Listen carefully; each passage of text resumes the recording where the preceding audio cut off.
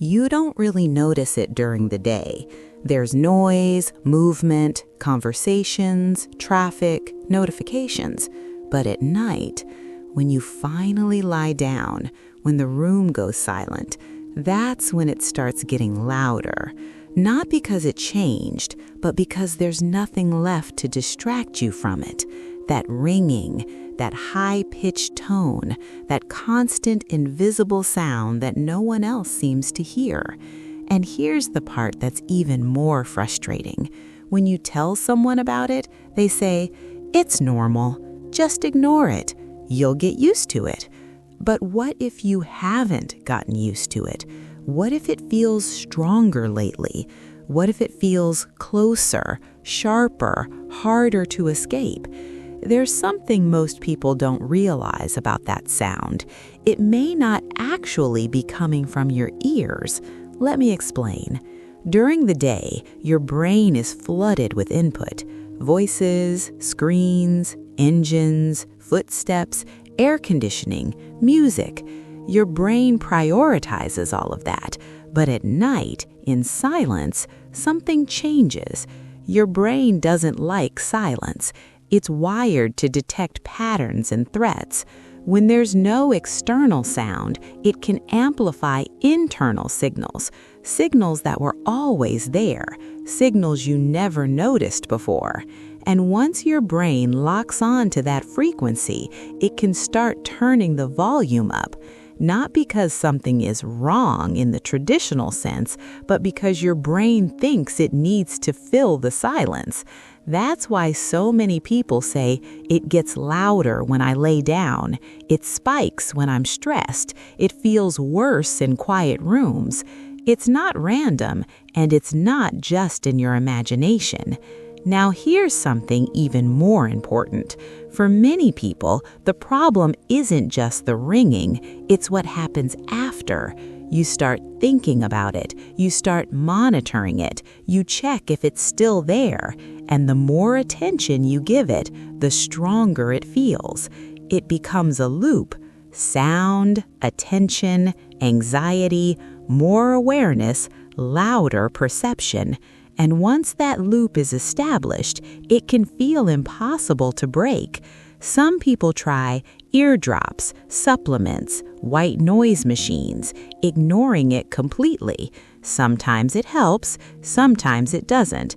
But what if the key isn't just masking the sound? What if the key is understanding why your brain keeps amplifying it in the first place?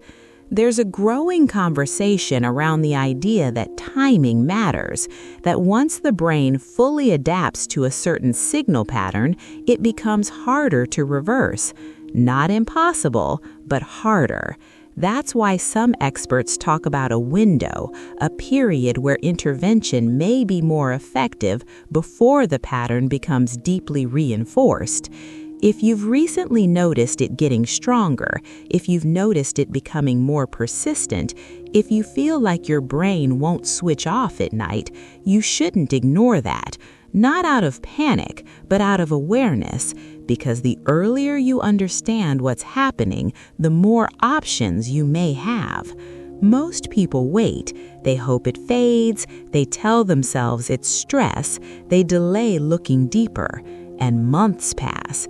The sound feels more permanent, the anxiety around it grows, sleep becomes lighter, shorter, more fragile. And here's something most people never hear. The brain is incredibly adaptable, but adaptation works both ways.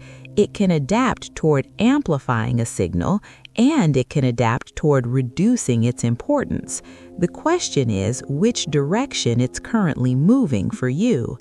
If the ringing feels louder in silence, if it spikes at night, if you've already tried ignoring it, there's an explanation circulating right now that connects these dots in a way most people haven't considered.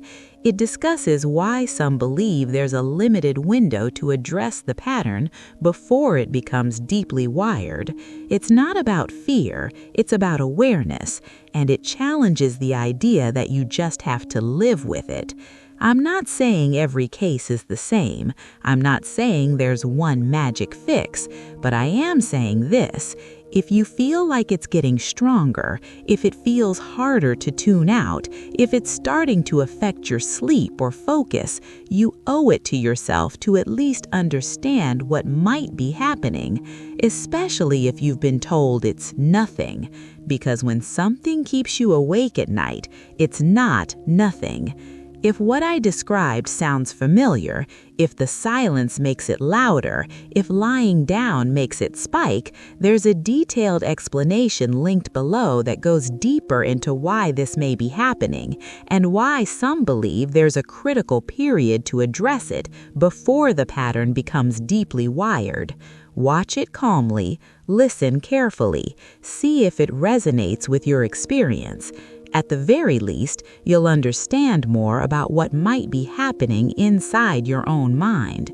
And sometimes understanding is the first step toward change, because the worst thing you can do is pretend it isn't there. And the second worst thing is wait too long to learn what your options really are. If this feels personal to you, the link is below.